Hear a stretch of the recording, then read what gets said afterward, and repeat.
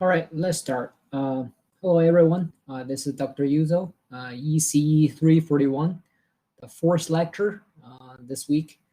And first of all, can you guys hear me well?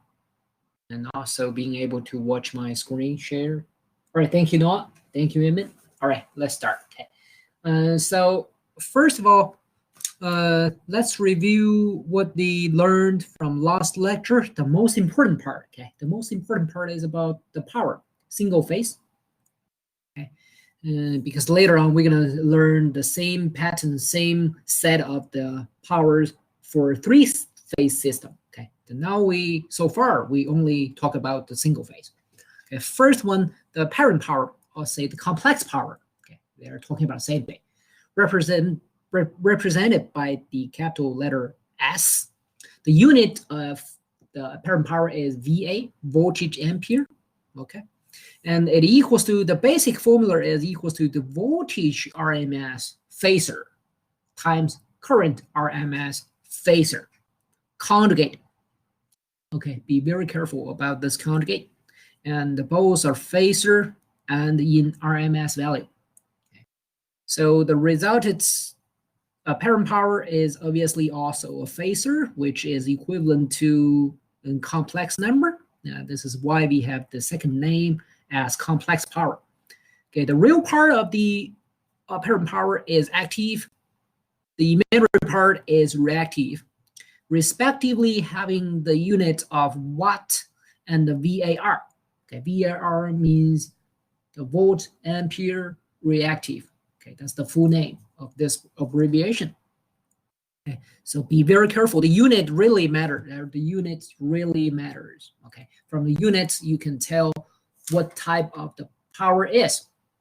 Okay, remember this. From the unit you can tell what type of power it is. All right, P, Q, or S. All right, and further we also learned two more alternative form of the calculation for this apparent power. One is the impedance times the magnitude of the current RMS phasor square. Okay, be careful. One is the magnitude, okay, because IRMS phasor here is definitely a phasor with phase angle. However, we only use the magnitude, okay, ignoring the phase angle. Okay. And then we also need to be careful to square here. Similarly, the other other alternative formula to calculate the apparent power is the voltage RMS phasor, and again, magnitude only, square, divided by the impedance, conjugate. Okay, this conjugate is very, very easy to be forgotten. Okay, so be very careful. Okay, so three formulas to calculate the single phase apparent power. Okay, active part and reactive power information are included inside of this S. All right. And of course, if you only talk about a magnitude, then magnitude of the S equals to square root of P squared plus Q squared. Okay, and here Q and P are both real number. Okay, J is considered as a J out of the Q rather than part of the Q. Okay, this is fine, and this is fine. Another thing, we summarize these, also very, very useful, very, very useful. The power triangle, we have two possible ways to have a power triangle. One is indicating the positive impedance angle. The other is the negative impedance angle. Okay, and also respectively indicating the positive and the negative reactive power. Right? So respectively representing the inductive load, capacitive load, and lagging power factor and leading power factor. Here, regarding power factor, you guys need to remember the power factor result of 0.5, for example, 0.5 in future, gonna lose point. In other words, when you present the solution for power factor, you need to include a parenthesis and labeling corresponding lagging or leading. Okay, this is a must. You must do it. Okay, so this is the power factor. Okay, some summary here. Okay. And also we had one example like this. Very simple, is a 1 voltage source feeding 3 parallel branches load and looking for the total power and the power of one particular load and also the power of one particular branch. Okay, so I'm using the black color to presenting the solution for this example. So total power is supposed to be this result. Yes, so I'm here, and here are alternative 2 ways to calculate the same thing, the total power. Okay. 69 kilo plus J 72 kilo VA, because the VA is unit of obviously the total thing. It's also fine to label the result like this.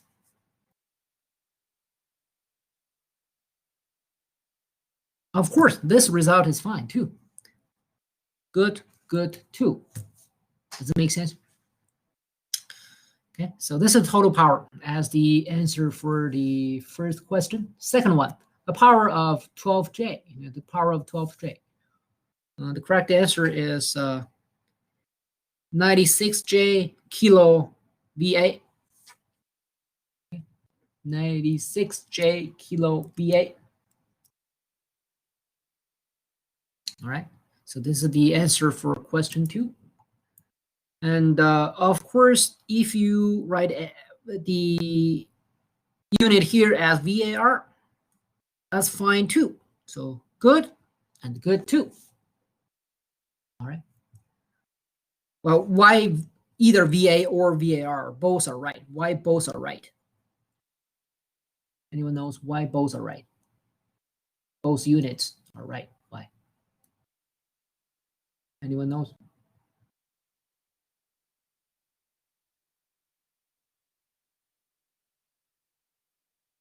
Anyone knows why both are right?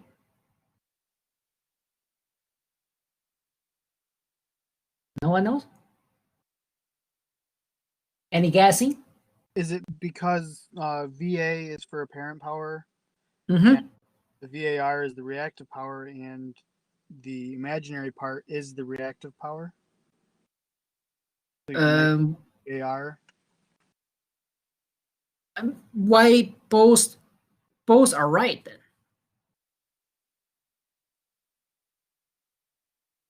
Oh, it's because there is no actual there's no regular, like there's no power in watts being consumed.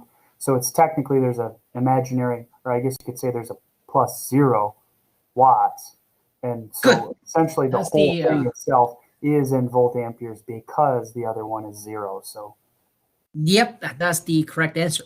Probably Kevin was meaning the same thing, but I didn't quite follow. But it's because look at which load we are talking about. We are talking about 12J, a particular load. 12J is a load can only provide or say consume reactive power. There's no active power could be involved into consideration for 12J, this particular load, because this J load, this reactance, there's no resistance. Okay, remember this, resistance is introducing or say consuming the active power. Only, okay, only. Well, the reactance consuming or providing. Is it possible to provide? Okay. Reactive power. Okay. Here, of course, consume. Okay. Resistance, there's no way for resistance to provide. Okay. deliver. No way. Can only consume. However, reactance can either consume or what? Deliver. Can go both ways.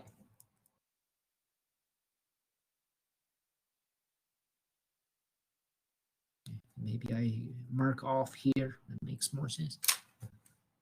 Does it make sense? Resistance couldn't provide any power. Okay, can only consume. What is the most powerful evidence for that conclusion? Anyone else? What's the strongest evidence showing that resistance can only consume power? I guess mathematically, if you wanted to explain it this way, you could say that because real power, as in terms of cosine, you can see that you need a 90-degree difference between the voltage and the current to get zero power consumption. That is right. That's the right answer. However, it's a little bit too complicated. We can say it in a easier way. Actually, there are many evidence can show this. However, in my opinion, the strongest one is in a system, not only system, but any circuit. Do we like resistance? Do we like it? We don't. Why we don't? Because there's resistance. There's what? Loss. Exactly. So the smaller resistance, or say the smaller the equivalent resistance, the better. What does it mean by better? The better means the less loss. Less loss means the higher efficiency. Okay, so we hate resistance, actually. We hate it. Okay? We hate resistance because it can only consume some power, which is nothing but power loss. Does it make sense? However, reactance is different, okay? It could provide power, reactive power, could consume reactive power. Why is that? Why it can either consume or deliver? Why? Because it's a storage element device, not a resistive element device. Then how to consume, then how to deliver? Well, it's not consuming any power, it's just storing it. And it's just, I guess, delivering it at random periods of time, which isn't that what causes the phase shift? Well, of course, by delivering, obviously, I'm not talking about energy source. they cannot function like an energy source. They can only store the energy. That's right. That's right. Okay. Basically, John is right. Okay. Basically, John is right. Okay. Because you can't consider the reactive load as same way as the power source, energy. No. They are not generating energy. Okay? They're not generating. Okay? Only storing and releasing. Good. Sounds good. That's good. All right. So this is the answer for the second question, the power of 12J. And also the third question answer, power of the branch 2. The branch 2 power, if you calculate branch 1, branch 2, and branch 3, and then respectively, and then come up with a total power here. And then you, of course, also going to know the answer for question 2.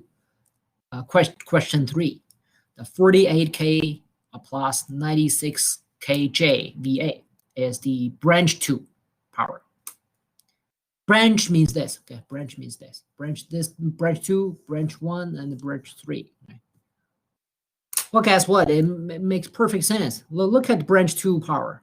Because branch 2 containing what? 12J, right? And we just said 12J can only provide reactive power related value. 6 ohm is responsible of the consumption of the active power. So look at the result. This is from where? 6 ohm. This guy definitely from where? 12J. How to prove it?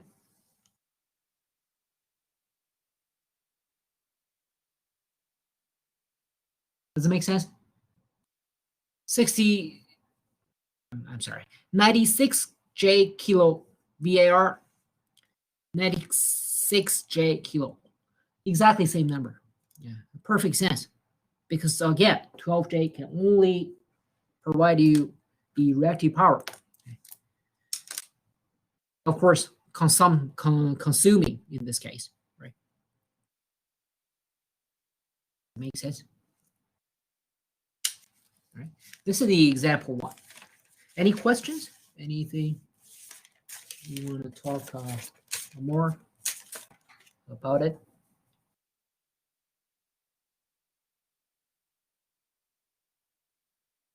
All right. If this is clear, I want to explain a little bit load power, load factor. I'm sorry, no load power, no load factor concept, which I talked about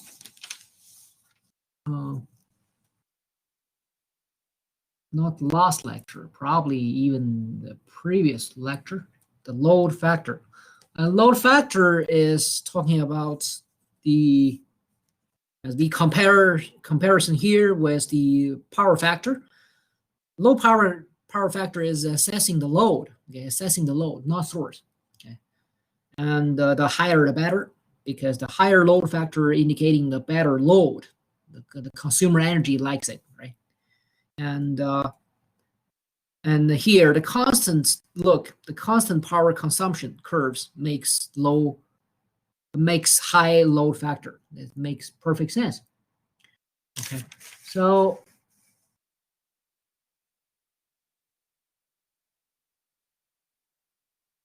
load power. This is time t.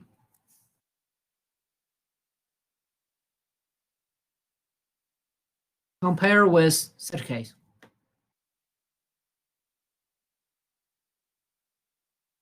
This is load factor 1, load factor 2.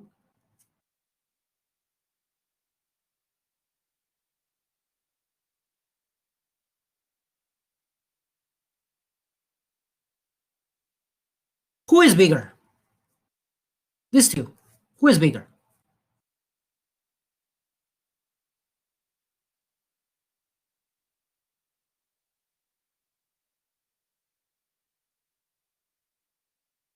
Depending on the number Spike went to, it's probably the second one.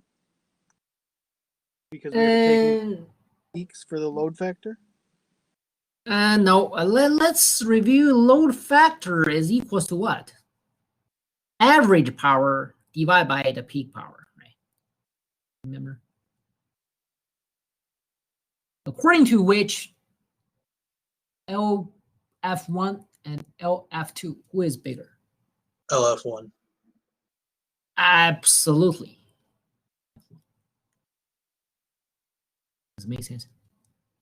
Absolutely, no doubt. They don't even need to care about. I understand this might be like 100 kilo. This might be 10 kilo. But we don't need to see this number. Just see this look.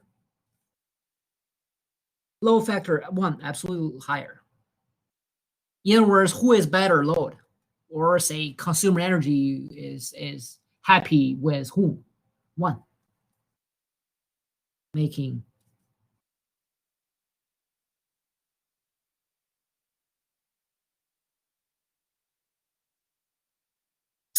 trying to sketching a smiling face.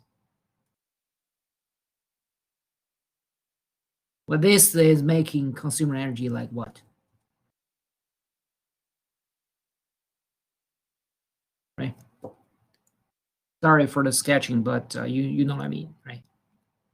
Of course, this is consumer energy.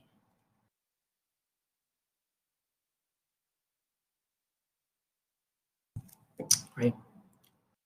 So today I want to explain, first of all, let's finish this one. Why F1 is bigger, okay?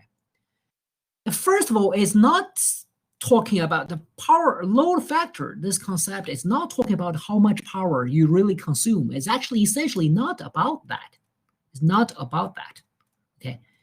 It's about what? It's about a ratio between two power. It's a ratio between two power. In other words, the higher average power isn't necessarily introducing higher or lower load factor. No, it's not. It's the ratio between the average power and the peak power determining the higher or lower load factor. That's why I said you don't need to worry too much about the number here. You just see how ridiculous this peak power is, and then compare with the rest of the power here. You can tell, well, this is a very bad load. This is very bad load. And today I want to emphasize one thing is why consumer energy is smell here and crying here. And the lecture I mentioned, if you recall, I mentioned in this load to this load system, what going to happen is price, energy price, or say power price is high. Power price is low. But I think I didn't explain why. Can anyone tell me why here the power price is higher, the power price here is lower? This is the point I want to talk about. Don't you have a higher power factor when you're lower, or load factor? They're talking. Load factor is, if you have a lower load factor, then you have a higher power factor, which means they have to send more power, right? Kind of close, but not quite straightly. Any more straightforward answer? Is it due to the varying power load? Due to the what? Like constant change in the power load? Is that why? Why that one can introduce higher power price? Why? We're talking about money. Right. Is it because their system has to compensate more when your load factor sucks? So they have That's very close. That answer is very, very close. Very, very close. Very, very close. Okay. Again, it's not because it's not due to say this load you see. That's very good load factor. However, it's consuming so much power. However, the power price is low. This guy consumes not a lot of power. However, price is high. Okay, it's not directly related to how much power you are consuming. No, again. It's because this guy is, as Kevin said, the power price is determined by whom? Let's think about this concept. Who is determining power price? Your cost. Okay, your cost is determining the power price. And why, and or say the power and what? How much money the company can make from you. Okay. How much money can make from load, or say the customer. Same thing here.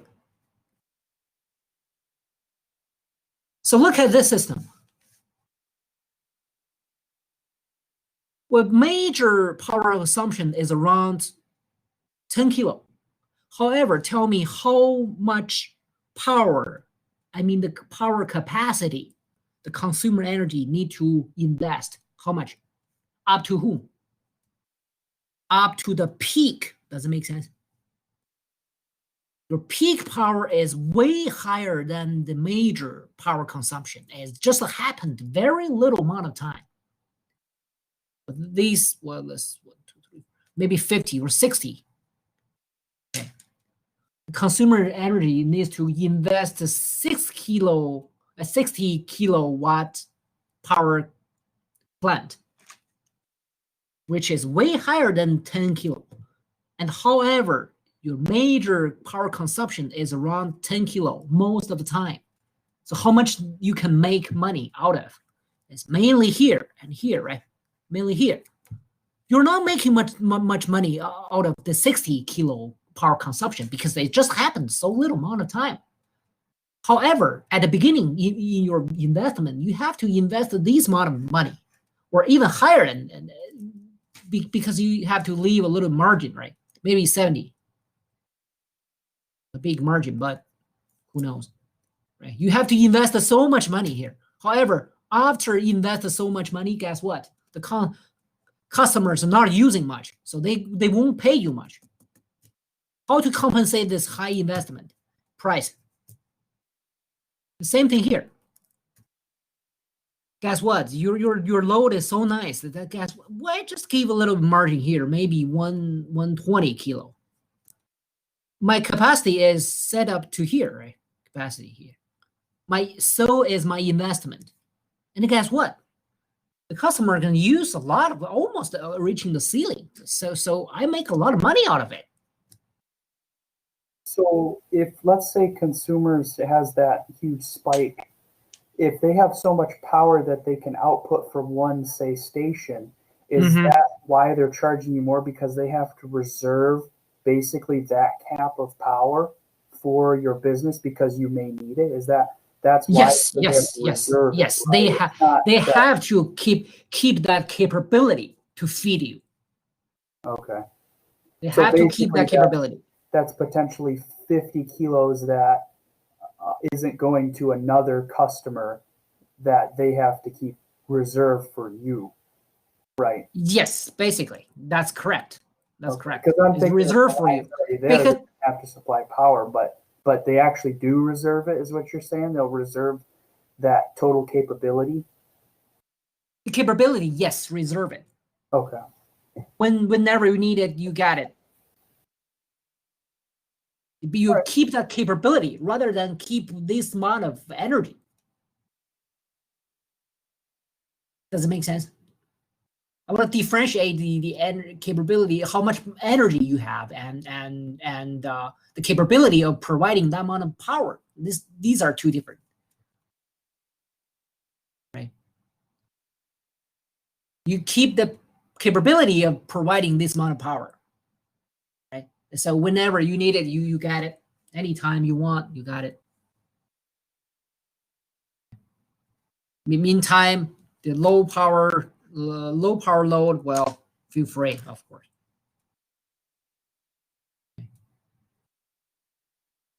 So their investment need to be paid off.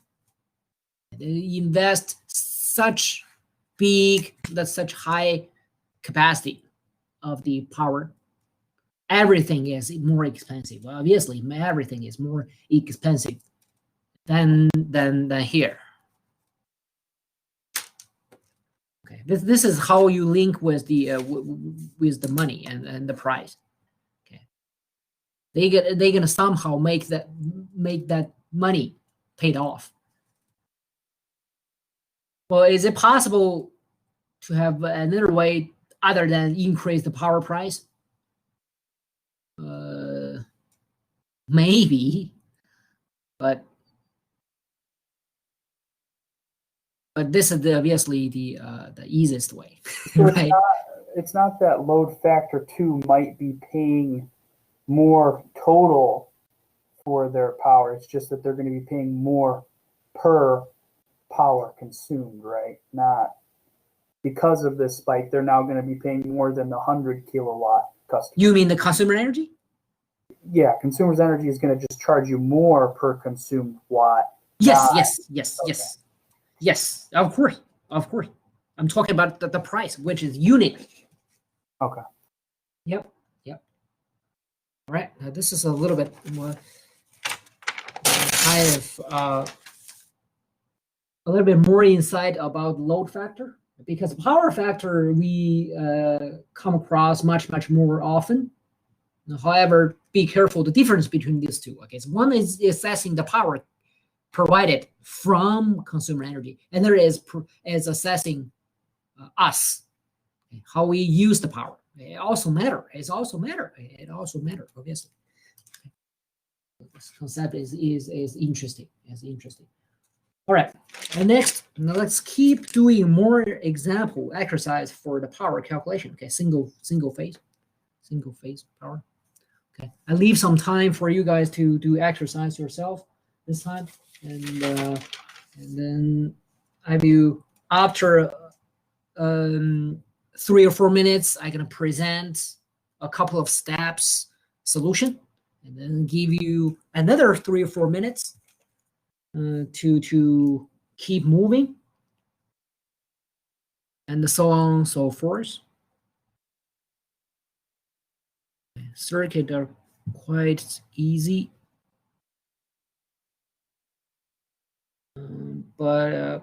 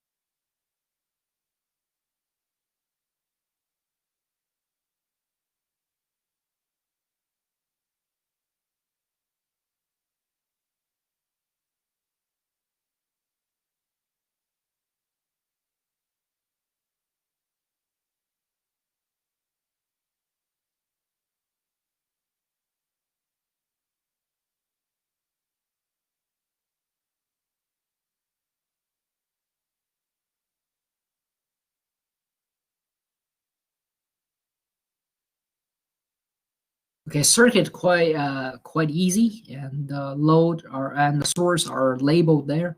And find, first of all, same as example 1, find the total load power, and add one more question. So what is the power factor of the source? Pretty much the total power. I'm gonna give you that information. Very straightforward. Okay. The third one is the one I have ever mentioned. This is power factor correction. Yeah, power factor correction.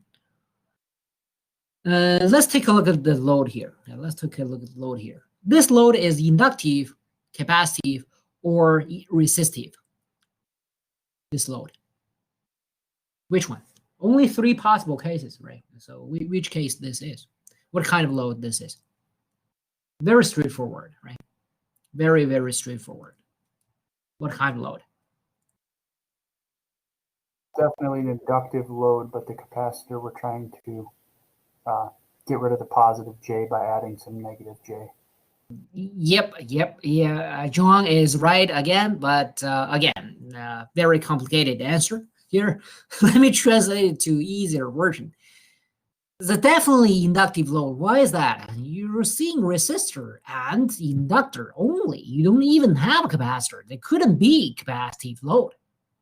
It can only be definitely the inductive load. Inductive load can give you what? What kind of the power factor? First of all, it won't be unity, right? It won't be unity because you have reactance here, so it won't be unity. Okay, and also inductive load gonna give you what kind of power factor here? I'm trying to here. Inductive load gonna give you a lagging power factor, right? Lagging power factor. Okay. So how to compensate this power factor, or say how to improve the power factor? Maybe to unity, or maybe to close to unity. You understand what I mean? this system, the original system like this, might end up with like, I don't know, maybe 0.6 power factor is low, right? It's definitely lagging because inductive. Lagging 0.6 power factor is bad. So maybe we want to improve it to 0.8 like this, remaining as lagging, right? We need to improve it. That's so-called improve. It's not perfect yet, but we improve it. So how to improve it? Inductive, how to improve it? Of course, you're adding what? Capacitive load. That's why we are adding capacitor across the source to conduct this power factor correction. Okay, power factor correction. All right. So this is how to understand this this question 3. So this video see how to do this. But before this question 3, please go ahead. I give you totally maybe 10 minutes, but I give you present some steps after 4 or 5 minutes. But anyways, go ahead to find the total low power and the corresponding power factor. Okay, go ahead. When you said unity, what did you mean by that? Unity means the power factor equals to 1. Okay. Okay. This is the perfection. Perfection. However, well, sometimes we don't need perfection, right? So we just improve it to 0.8. Okay. So unity means, yep, good. Okay. Because the possible power factor range is from 0 to 1. Okay, this is a possible range. Okay, so the higher the better, then the 1 is the ideal case. All right. Okay, you guys go ahead.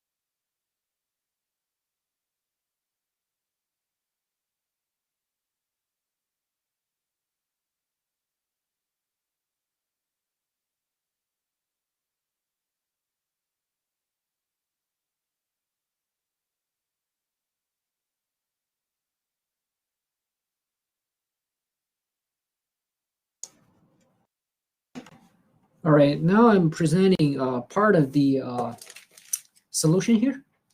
Well, again, you have obviously more than one way to find out the answer, but let's do not a very smart way, so that I can show maybe even more details. How about I split the load into two branches again?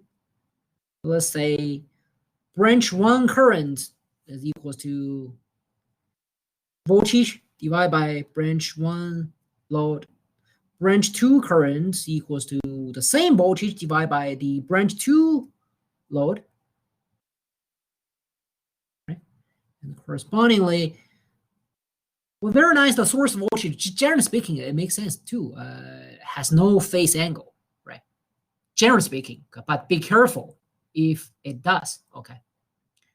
Here it's just a 200 with angle of 0. Okay, let me write it down. And generally speaking, the given one without otherwise being stated is RMS value, right? The 200 divided by the branch 1 impedance is R1, 100. Branch 2, same voltage because they're parallel. But branch 2 load is what? 10 plus 20J, right? This is not very smart way. However, it's presenting the details. So we got 20 ampere 4 minus 8J ampere, or in phasor, that doesn't matter. This is two branch currents here and here, right? And this currents, maybe I just branch 1 apparent power and branch 2 apparent power, and total apparent power equals to branch 1 plus branch 2. Does that make sense? This is how I think about it.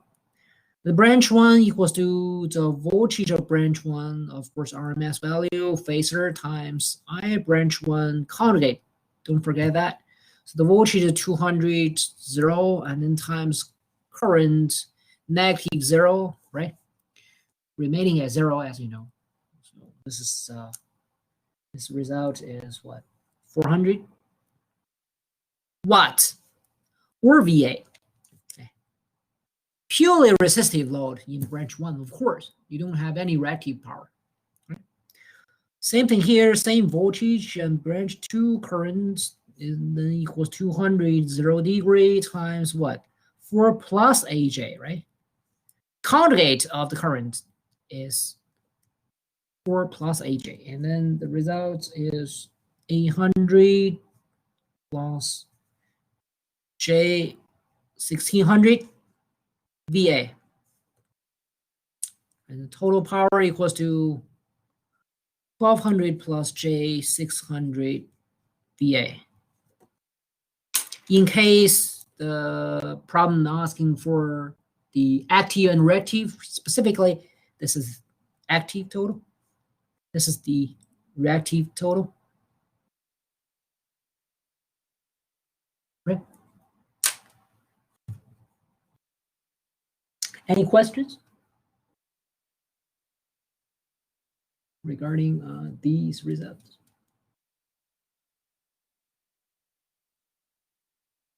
Anything? If this is fine, then we can move on to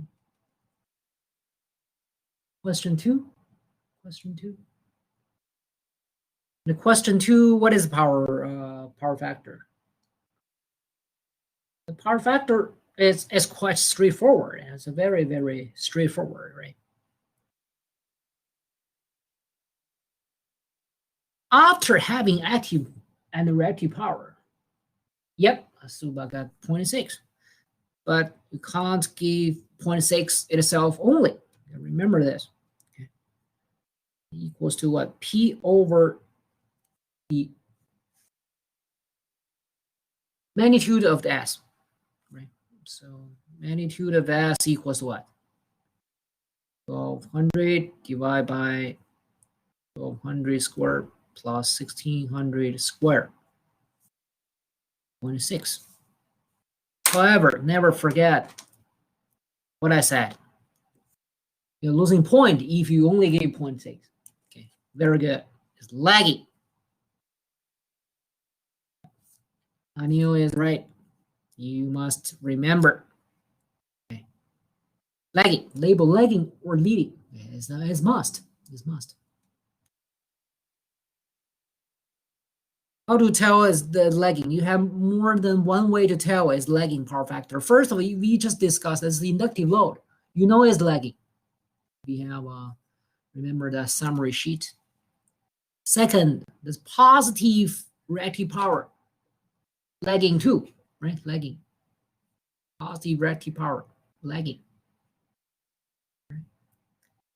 So this is the question 1 and the 2.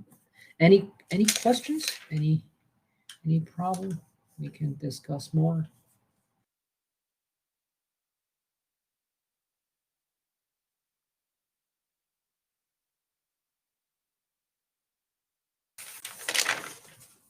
If this is clear, good. Let's move on to power factor correction. Okay, let's see how to conduct this power factor correction.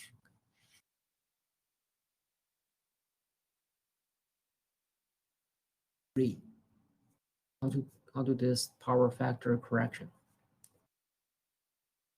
We're going to utilize the power triangle. Okay, we're going to use it to try to understand what's going on here. All right. So first of all, let's take a look at the new power factor required, which is 0.8 lagging. This is our goal, right? This is our goal. Our goal is telling us what? It's telling us the new impedance angle. Well, we didn't use the impedance angle to find the question 2 answer, the power factor. However, we have to use it here. Okay, we have to here. But the new one, I'm using a prime to indicate this is the required one, which is new one, after the power factor correction, of course, after it. This is equals to what? Inverse cosine 0.8. Inverse cosine 0.8. However, if you really do this inverse cosine 0.8, you're going to end up with 36.87 degree. However, you need to rely on lagging or leading to determine or say decide the sign. So tell me, lagging power factor, what's the sign of the theta? Positive or negative? Anyone knows? Positive or negative? Positive. Positive, good. Positive. Okay. Once again, you need to rely on this lagging or leading to determine the sign. Absolutely not necessary. Positive all the time. Absolutely not necessary. Okay. You have to take a look at this. That's why I'm using the red color. Okay. You got this one, and then what you need now is time for the power triangle. Now it's time for power triangle.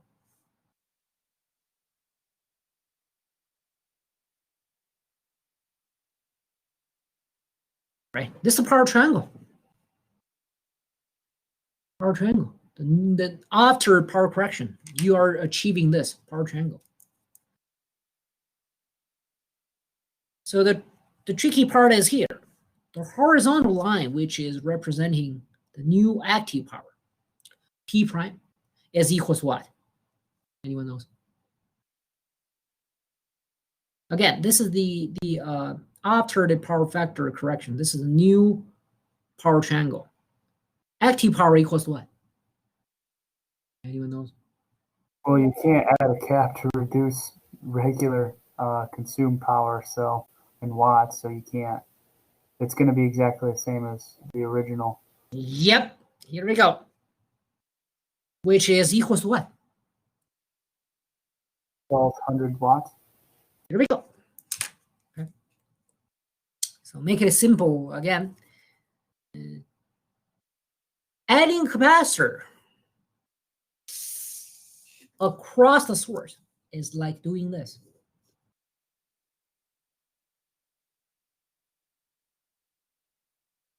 You're not going to introduce any active power because you're adding a capacitor. You are not touching the original active power P. That's why. P prime equals to P. This is very, very important. It's very, very important. Why? You know the horizontal side, you know the angle, you know two information. What you can do? Find the rest of two, right? S prime and Q prime. Does it make sense? 4 things. You know any 2 of them, you can easily know the rest of 2, right? So a little bit math here. I think it's easy enough. Mass here is 900. Of course, we can give J here. 900. Or say give J here. Does that make sense? This is math. This side is 1200, and then 36.87 degree, and then this Q prime equals what? 900.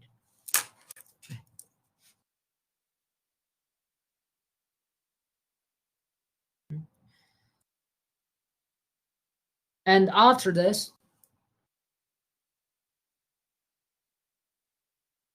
you got another key step.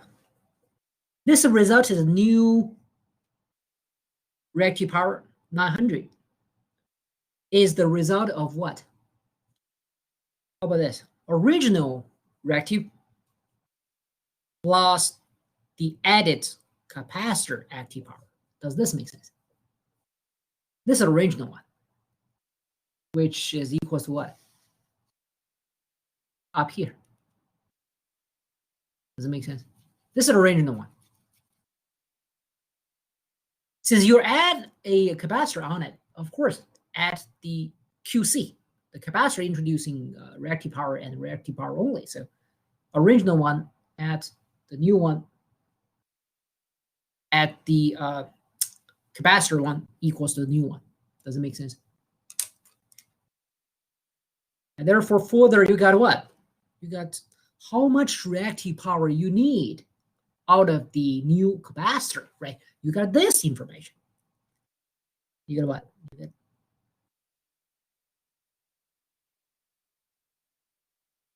J900 minus J1600 equals to negative 700J VAR.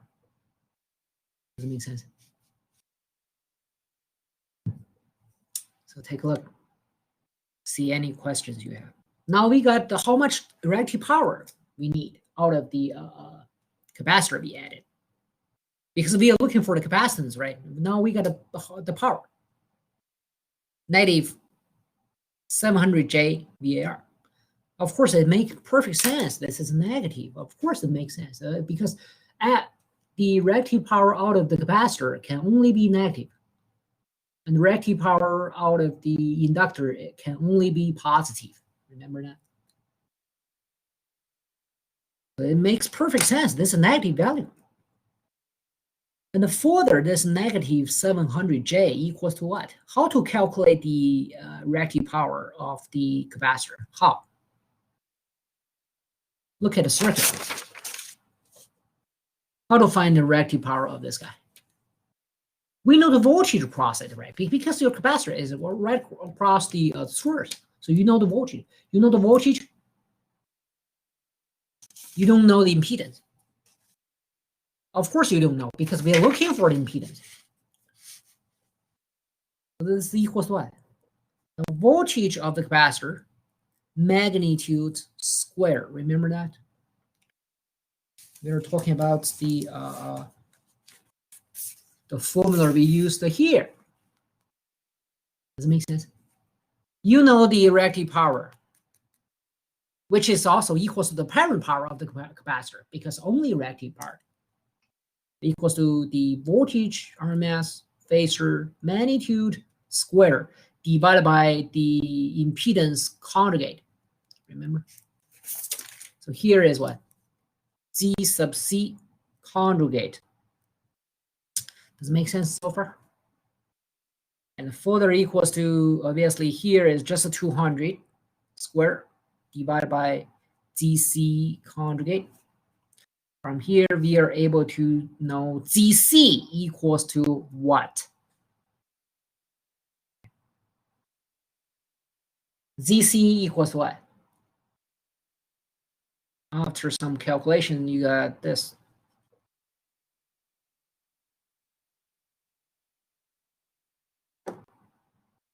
Be careful to conjugate. Okay, again, once again, be careful to conjugate.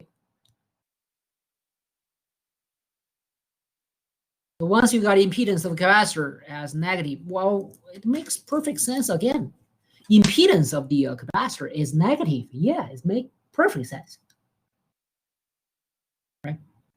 And from here, how to calculate the impedance of the capacitor is in terms of course,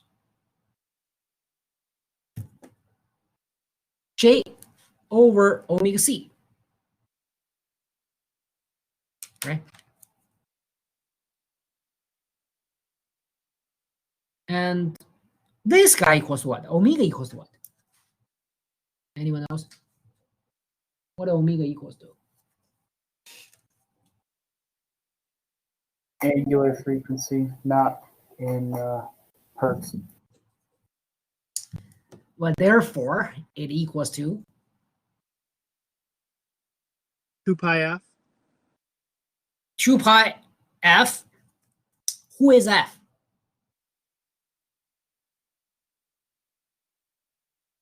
$60 Neil is right, which is given in the circuit here.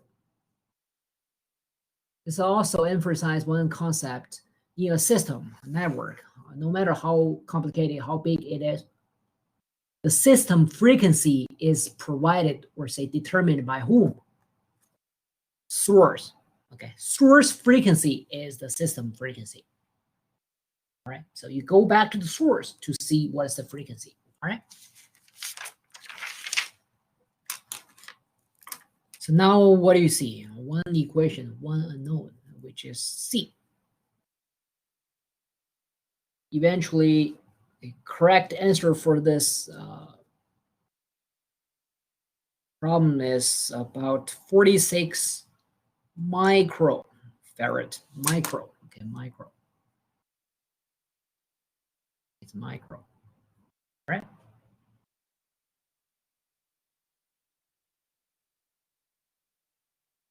All right, any questions? Anything I should repeat or any point? This is the procedure and how we think, the logic for conducting the power factor correction. Okay. Of course, the required, the resulted new power factor is 0.8 lagging, but if it's something otherwise, then we know how to do it too. All right. So any questions? Any questions you have?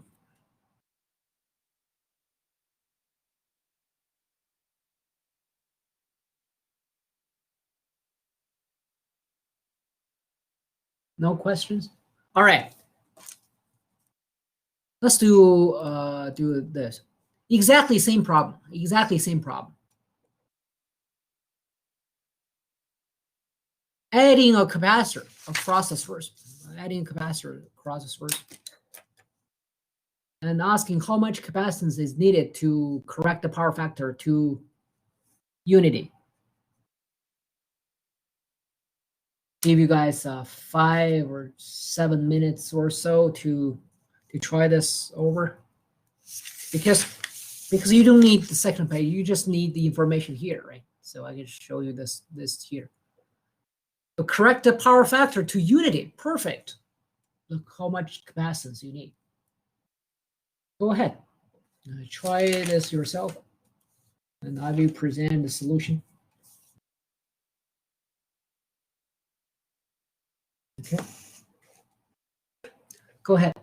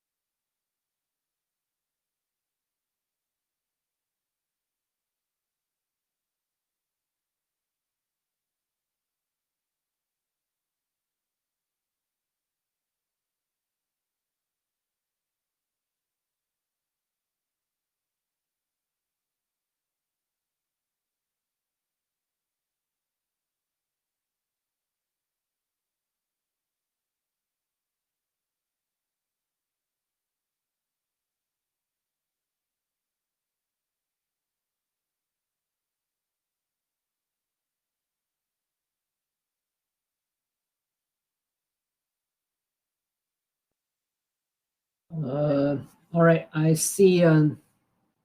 Yeah, I see. Kevin has already reached the correct answer, but Noah is off by unit. So yeah, that's micro. Yep. I see the right answer from some of you, Suba as well. Let's see. And so corrected to unity is actually easier, right? Easier than corrected to some non-unity value, right? So unity parallel with these. So what do we got? The new one is 1. Okay, no leading or lagging is not leading nor leading. So directly, guess what? We can skip all of these. We can skip to here directly to this step. How much QC you need, basically? How much QC you need? Well, just no matter how much we had from the inductor here. Of course, inductor giving you positive, and the capacitor can give you the negative. So basically, we are compensating this amount, right? So what does it mean by unity power factor? Unity power factor means purely resistive. So you're using capacitor to compensate the inductive. So no matter how much reactive out of the inductive, you just compensate exactly same amount. And then what? Resonance happens. That is called resonance, right? Inductive is what is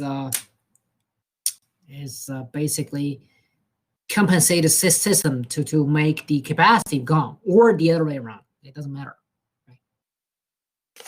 That's why we don't need any middle step here to play with the angle, to play with the power triangle. No need.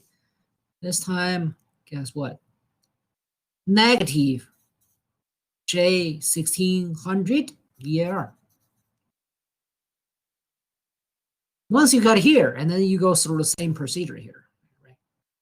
DC is equals to basically negative 25 J, and then eventually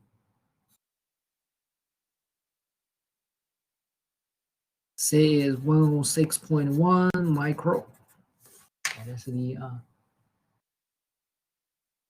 correct answer. I see several of you guys have already reached here. Good, very good. So, yep. So unity power factor correction is actually easier. I mean, in terms of the calculation. Okay. So you see the motor drive system. Sometimes you want to compensate the reactive power loss. You are using capacitor bank. And how much capacitance you need? Here's the theory behind it. Okay, here's the theory behind it. Okay. You need to come up with a certain value and then try this value to see if it works well. Okay. Does it make sense? Any questions regarding this power factor correction? Okay, this is a practical technique. And just because we use this capacitor to lower the power factor, this does not it should imply that the source now it has a phase shift. There should be no phase shift, correct? The source should have no phase shift, but generally speaking, it doesn't. The source, generally speaking, is the source. So, or say we use the phase of the source, whatever it is, as a reference. Therefore, pretty much considered as 0. Right? We use the source phase as a reference. Well, like just the 0 then. But I mean, I guess the current was out of phase. But now that we have a unity power factor, that should imply that the current should not be out of phase, correct? Yes, correct. Unity power factor, the current of the source. The source, which is here, okay, here. The source, current, yes, has no current. So we would like phase. a unity, like let's say trying to get unity through the branch of R2. We could try to apply a capacitor across the inductor if possible. You mean here? You Yeah, like let's Make say it we here. wanted R2 to be unity. We would calculate that instead.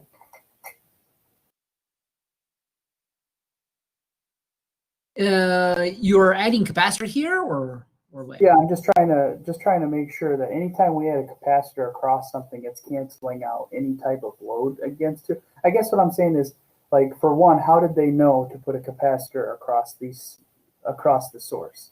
You know, like, because you could have put it anywhere. You could have put it from the top of R2 to the start of the inductor, from the inductor all the way to the bottom of the source. So how do they know, and how do you know that, like, different places you're positioning the cap doesn't actually change the value of capacitance you need?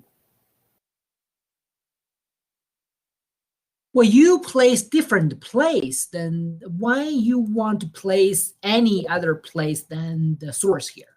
Why? Well, I'm just thinking, what if would you ever see, for example, if you place the capacitor directly near the inductor itself, would it ever cause you to say, let's have less capacitance needed to actually straighten out the line, or no? Is that not normal? No. Well, first of all, I'm caring about the source power factor. That's the job I need to do. I'm not correcting any other place power factor. That's generally, we don't do that. This is the first thing. Practically, we don't correct any. We correct the power here for power branch here. Well, why you are doing that? I'm not. What specific application you're doing there? Like, what if R2 was a load and you wanted to make sure that the load had no reactive? But To make sure you're low, then don't use any reactive load. Then yeah, but you have no control of the load. Okay, the load. I mean, the load has to be whatever it is. You can't change the load. Does it make sense? Yeah, but if you have an inductance in your load, like inherently, you would want to use some sort of capacitance. Like, let's say, for whatever reason, all you would need to do is attach a capacitor across the load, and you could theoretically... I think your concept is not clear. Okay, it's not quite clear here. Well, tell me why you are doing this power factor correction. Why you are doing so? What's your goal? Why you're doing so? Well, why I mean, you bother? If you want to get things into a zero, if you don't want a phase shift to happen, right? For who's good? For who's good? In favor of whom? Let's say maybe Kevin, in favor of whom? Whose benefit? Your consumer's bill. Like, if you were able to go through and measure everything in your house and you had a terrible power factor and it was all inductive, you could just add a capacitor to get your power factor better and end up with a lower consumer's bill, right? It's actually in favor of the source. You're correcting the power for the source. Does this make sense? I know you're at your end at a capacitor. However, it's actually capacitor is trying to correct the power factor of the source, not your load. Don't they put the capacitors like that on large motors? I've seen it often. I know. That is actually correcting the power of the source. Yes. Are you crossing your capacitor right across your windings, which is the inductive load? Are you doing that? No. You're using the capacitor among the three-phase power cables. Does it make sense?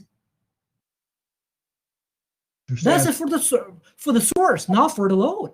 You're not changing your load. Okay. Your load is whatever it is. Your load might change. Your load might be anything. You can't change your load. You're correcting the power factor according to your load to in favor of the source. Does it make sense? Okay. Yeah, I mean, of course, it's benefiting to both source and the load. However, you're not cross your capacitor right across your motor windings. You open the motor and the cross capacitor there. No, you're applying capacitor between any two phases in three-phase motor drive system. Yes, it's using on motor. Yes, that's what you see. However, it's correcting the power factor, feeding the motor, right? Which is the source. Does it make more sense, David? Yes, that makes sense. So it's Yep. the load feeding the motor. It's not going across the. Yeah, exactly. You're not changing the load. That's No. my point, basically. Yeah, we are not changing the load. Yeah. Yep. Yeah, David's example is a very, very good example, right? I mean, well, at least as far as I know, okay, which is limited, of course, and this is the best example to showing this. Yep, it's quite necessary. It's a quite necessary thing. It's a quite necessary thing. Okay, and the system is always like the power factor correction is actually right after the source and before feeding the power electronics converter even. Okay, or say the front section of the power electronics. So this is the in favor of consumer energy, actually. Say if you have a very bad load, you're able to harm the power factor so badly which is almost impossible because our power grid is so strong, right? The power consumer energy provides so strong power grid. And then if somehow you're able to harm the power factor a lot, guess what? They're going to knock your door, right? They're going to knock your door. Well, with some cops, maybe. So it's actually the power factor of the source. Okay, that's why we are crossing the source to add the capacitor. Very good discussion. Very good discussions. Very good discussions. Okay, very good. Seems the calculation procedure here is fine. So all right, I think we can stop here, and by by Wednesday we're gonna talk about the three-phase with the strong background understanding in single-phase. Three-phase gonna become nothing to you guys. It's just a different formulas. Okay, just be careful what's the difference, and some new concepts of like the phase current, phase voltage, and line current and line voltage. Okay, those concepts are the new ones. Okay, other than that, it should be fine. All right, thank you for attending today's lecture, and talk to you guys on Wednesday. Thank you. Bye. Sure, no problem. Thank you.